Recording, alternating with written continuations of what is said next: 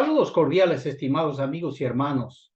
Llegamos al final de la serie, cuyo objetivo es examinar el alcance del estudio bíblico impartido en la organización religiosa. El estudio, como siempre, es presentado con una exégesis neutra e independiente, fuera de toda confesión religiosa y libre de cualquier dogma. En cada análisis de la serie, comprobamos que el estudio bíblico ofrecido en la institución religiosa no es el estudio de la Biblia, sino el estudio de su propia doctrina, basada en la interpretación subjetiva del fundador o iniciador del grupo, y en la creencia de que el contenido bíblico es un mensaje para él y su grupo, y para su sociedad y el mundo. Sin embargo, la Biblia hebrea o Antiguo Testamento es una historia política de la nación de Israel, escrita por el régimen sacerdotal judaíta en la fase posexílica, periodo en el cual el Dios Yahvé fue electo Dios de la clase dominante e impuesto a los habitantes de la provincia de Judea. Por tanto, el contenido de la Biblia hebrea está dirigido a la gente de Israel y Judea de aquellos tiempos en que se generaron las narrativas. Esa realidad consta en toda la extensión de la Biblia hebrea, como por ejemplo en Levítico capítulo 27, en el versículo 34 que dice: estos son los mandamientos que Yahvé encomendó a Moisés para los hijos de Israel en el monte Sinaí. El que cree que las promesas de la Biblia hebrea son para él es semejante a un chino que cree que los oráculos de los dioses mayas o de los olmecas o de los aztecas son para él. Esa actitud sería calificada inmediatamente de errónea, y quien así cree sería catalogado como alguien sin instrucción, o un demente o trastornado, o una persona que estando en sus cabales fue engañada, fue sorprendida en su buena fe. Precisamente esa es la actitud de la gente, que sin ser un israelita cree que la Biblia hebrea fue escrita para él. De igual manera, la Biblia cristiana Nuevo Testamento es la narrativa de la guerra judía, escrita por el Imperio Romano después del 70 de nuestra era. Es un relato producido por los vencedores, con el fin de legitimar su victoria mediante profecías alegorizadas. Con los relatos pretendían desacreditar y destruir la creencia religiosa judaíta, reforzada por la creación de tres nuevos dioses: el Jesús de los Evangelios, el Cristo de Pablo y el Espíritu Santo del Concilio de Nicea.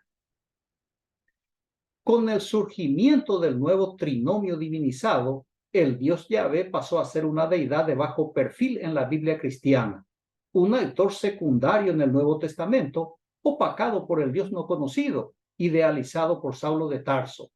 La nueva religión imperial fue impuesta a los pueblos dominados por la fuerza romana. Por tanto, el contenido de la Biblia cristiana es para las comunidades mencionadas en el encabezamiento de cada epístola, como por ejemplo las comunidades de Galacia, Roma, Corinto, Éfeso, Filipos, etc. Las cartas personales fueron escritas para Timoteo, Filemón y Tito. La epístola de Pedro, dirigida a los israelitas del Ponto, Galacia, Capadocia, Asia y Bitinia. Y la carta de Santiago, escrita para las 12 tribus de la dispersión. Los destinatarios se mencionan en toda la Biblia cristiana, como por ejemplo en Romanos 1, versículo 1 y 7 respectivamente. Dice allí: Pablo, siervo de Cristo Jesús, apóstol por vocación, escogido para el Evangelio de Dios, a todos los amados de Dios que están en Roma. Siendo así, el que cree que las promesas de la Biblia cristiana son para él, es como un ciudadano angolano que cree que son para él los mensajes del dios Apolo recibidos en el oráculo de Delfos en la Grecia antigua. Tal actitud sería juzgada como equivocada, y el hombre que así cree sería considerado o sin educación, o insano o perturbado, o una persona que en su sano juicio fue engañada, fue sorprendida en su buena fe. Sin embargo, tal es la actitud de la gente que cree que la Biblia cristiana es para él, sin ser el destinatario de sus escritos. Esto es como si yo le enviara una carta a Pepito y con el tiempo la carta cae en manos de mucha gente, entre ellos de un tal Jaimito, quien cree ciegamente que lo que está escrito en la carta es también para él y para todo el mundo. Cualquiera diría que Jaimito está desajustado. Muy bien, después de esta breve recapitulación introductoria, la última lección de esta serie tiene por título Los resultados del estudio doctrinal. Y el texto inicial está en la epístola del apóstol Pablo a los Romanos, en el capítulo 16, versículo 17, que dice: Les ruego, hermanos, que se guarden de los que suscitan divisiones y escándalos contra la doctrina que han aprendido. Apártense de ellos. La instrucción de Pablo a sus seguidores de Roma es bastante clara. Primero, enaltecer y defender su obra doctrinal. Segundo, a los que están en contra de su ideología, los tilda de antemano de ser causantes de tropiezos y divisiones. Y tercero, a los que están a favor de su doctrina, que se aparten de los opositores y que se mantengan en su enseñanza. Pablo no quiere que su proyecto fracase. Entonces hábilmente sitúa su doctrina en primer lugar como el único mensaje autorizado por la deidad, según su epístola a los Gálatas. De ese modo, descarta la creencia expresada en los otros cristianismos y judaísmos de su tiempo. Cada iglesia cristiana sigue exactamente el ejemplo de Pablo, porque eleva su doctrina por encima de las demás comunidades cristianas, asegurando que su sistema de creencias es inspirado por el Dios Espíritu Santo, el Dios que embarazó a María, la madre de Jesús. Pablo lucha para que su obra triunfe, y a los que cuestionan su elaboración cristológica los coloca en la vereda de enfrente, acusándolos de causar divisiones entre su rebaño y de hacer tropezar a los miembros de su grey. En la práctica, con Pablo no hay diálogo, no existe lugar para el aporte de ideas, no hay evidencia de aceptación y de amor, sino más bien se trata de un movimiento segregacionista, extremista, una dictadura religiosa. Cada iglesia cristiana sigue este mismo modelo de Pablo. Los que no están de acuerdo con la doctrina de la iglesia son estigmatizados y demonizados, porque constituyen un grave peligro para la unidad del grupo y una amenaza a la autoridad de sus creencias. Desde Pablo hasta nuestros días, miles de comunidades cristianas se dividieron y miles de escándalos surgieron entre sus líderes, quienes de estar predicando el amor, después de algún conflicto, pasaron a evidenciar la intolerancia y el odio entre ellos. Pablo interviene para que su doctrina no sea adulterada, instruyendo a su rebaño que se aparten de quienes atacan su doctrina para que no contaminen su obra político-religiosa y para que sus seguidores no abandonen el pensamiento paulino, sino más bien que se mantengan firmes en su doctrina. Cada iglesia cristiana procede igual que Pablo, al instruir a su rebaño que se aparten de los que enturbian la doctrina del grupo y que se mantengan en la creencia enseñada por la congregación. De ese modo la iglesia se encierra en sí misma, protegiendo su doctrina y a los que creen en ella. Y aunque predique que el dueño de la iglesia es el Todopoderoso, no pueden tener sus puertas ni sus brazos abiertos, porque es completamente vulnerable. No confía en su estructura organizativa, no confía en su rebaño, no confía en sus tres dioses. La división de las iglesias es la evidencia irrefutable de que es una institución humana, una organización religiosa sin ninguna influencia sobrenatural o divina. Mateo capítulo 16, versículo 18 dice: Y yo también te digo que tú eres Pedro, y sobre esta roca edificaré mi iglesia, y las puertas del Hades no prevalecerán contra ella.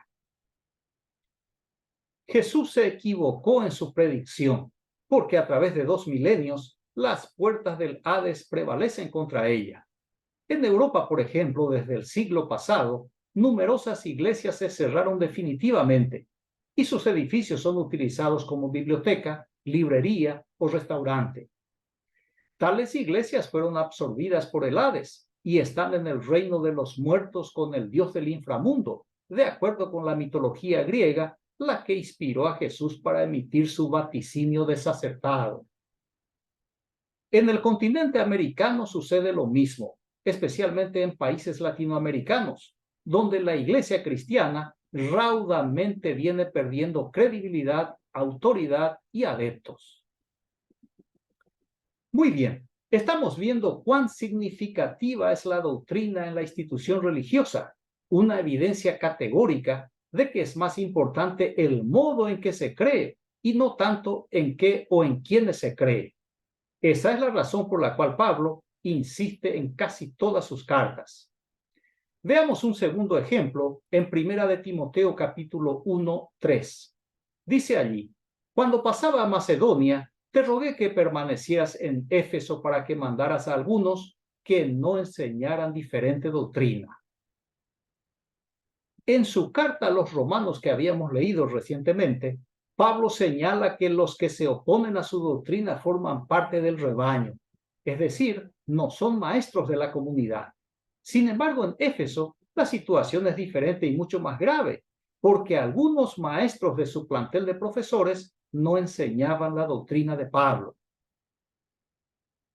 Timoteo, discípulo y representante de la escuela doctrinal de Pablo, estaba al frente de la comunidad de Éfeso, y seguramente fue él quien le informó al apóstol sobre los maestros no alineados al pensamiento paulino, los que enseñaban libremente en la congregación.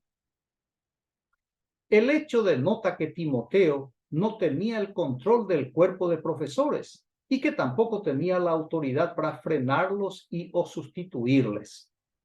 Es muy probable que fueran gente rica e influyente, los verdaderos intocables en toda organización religiosa. En cualquier caso, lo que interesa es el mandato de Pablo, que no permita a tales maestros que enseñen otra doctrina que no sea la suya. Del resultado, nada sabemos, pero lo cierto es que el judaísmo nunca permitió que el cristianismo de Pablo adulterara su creencia. Ya en la iglesia cristiana, la prohibición de Pablo sigue vigente, pero no es para defender la doctrina paulina, sino para defender la doctrina de una iglesia en particular. Un tercer ejemplo en que Pablo presiona para que su doctrina no pierda terreno está en su carta a Tito, en el capítulo 2, versículo 1. Dice: pero tú habla lo que conviene a la sana doctrina.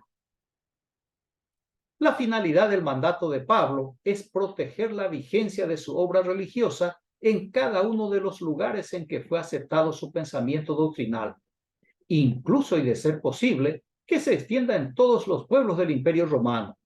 Por eso le ordena a Tito que hable favoreciendo a la doctrina de Pablo, que la doctrina paulina sea conocida, deseada, abrazada y promovida.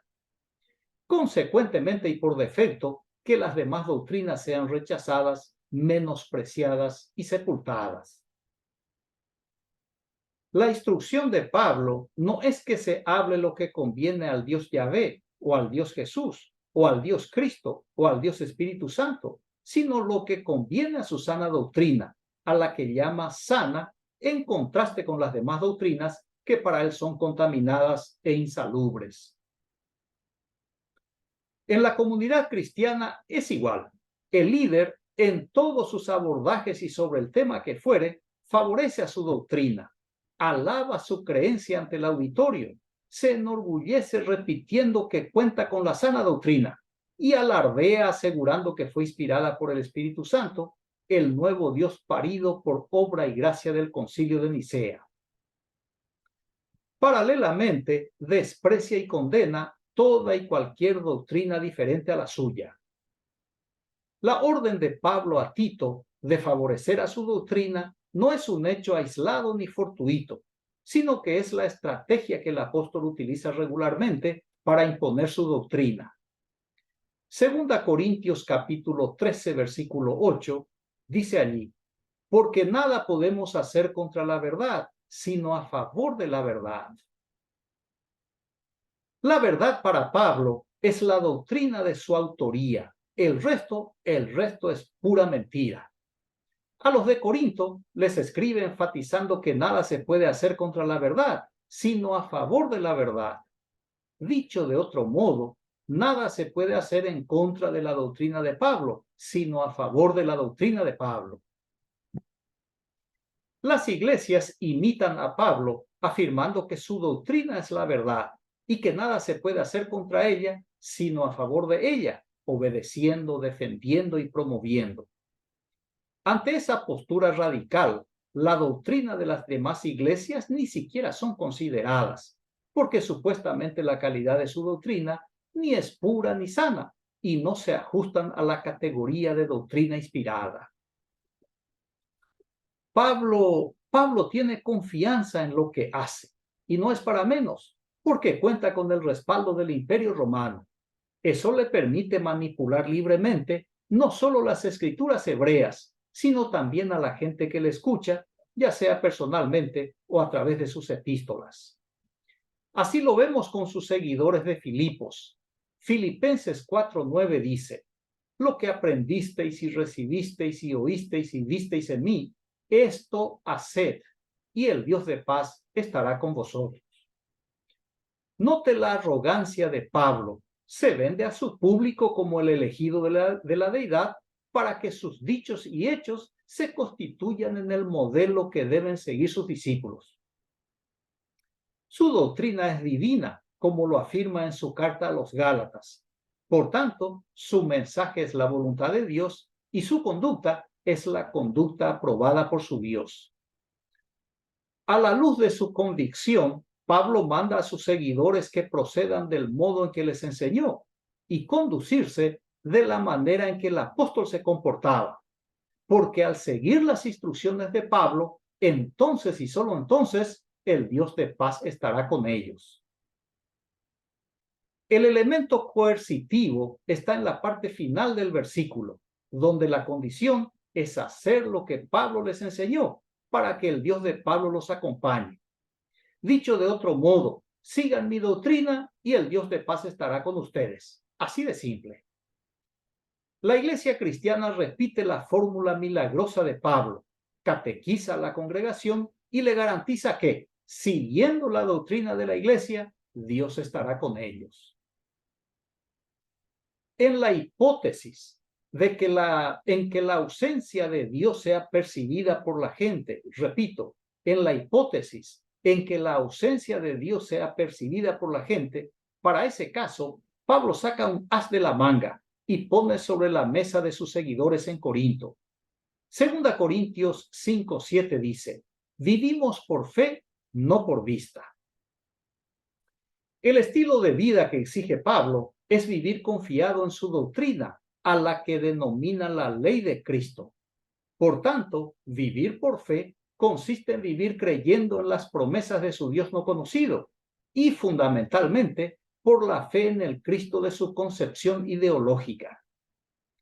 El drama es que las promesas de Pablo, generadas en nombre de su Cristo, no son fiables. En su primera carta a los tesalonicenses, por ejemplo, les aseguró que no moriría, que con su generación sería arrebatado. Sin embargo, murió sin ser arrebatado. Lo que Pablo sí tenía era un carácter arrebatado. Las iglesias cristianas siguen la ley de Pablo al exigir al rebaño a vivir por la fe, pero por la fe en las promesas que establece su propia doctrina. Si no se cumple, se explica que aún no es el tiempo o se justifica alegando que Dios tiene otro plan o directamente que no se preocupen con el cumplimiento de las promesas, sino que se ocupen en creer en ellas, esperar en ellas y vivir por ellas. Por todo lo expuesto, la Iglesia cristiana no enseña la Biblia, sino su doctrina. La Biblia es apenas un instrumento para legitimar y defender su creencia. El discípulo puede conocer muy bien la doctrina de su iglesia, pero desconoce completamente su Biblia, y lo que cree conocer es apenas una idea distorsionada sobre ella y sobre su contenido. Esta es la causa por la cual Nadie se gradúa de la escuela bíblica dominical. Es un eterno discípulo en la clase de discipulado. A ese proceso sin fin yo le llamo el efecto hámster, porque el adoctrinado gasta su tiempo y su energía en girar constantemente por la rueda imparable de su doctrina. Es un círculo sin fin, un cilindro sin salida, que no le conduce a ningún otro lugar que no sea su propia creencia. Así se le va la vida. El discípulo no conoce su Biblia y además ignora los resultados de las investigaciones históricas, de los hallazgos arqueológicos o de la contribución de las diversas disciplinas científicas que ayudan a entender la intención del escritor en cada narrativa de la Biblia en la medida de lo posible. El discípulo se niega a leer otros libros porque fue adoctrinado con la falacia que la Biblia es suficiente, influenciado por el par de títulos acuñados por Constantino, el emperador romano, que la Biblia es el libro de los libros, la Santa Biblia. Muy bien, concluyo la exposición y la serie con la observación del pintor y escritor español Santiago Rusiñol y Prats. De todas las formas de engañar a los demás, la pose de seriedad es la que hace más estragos. Agradezco su amable atención, reciba un fraterno abrazo y hasta una nueva serie. Gracias.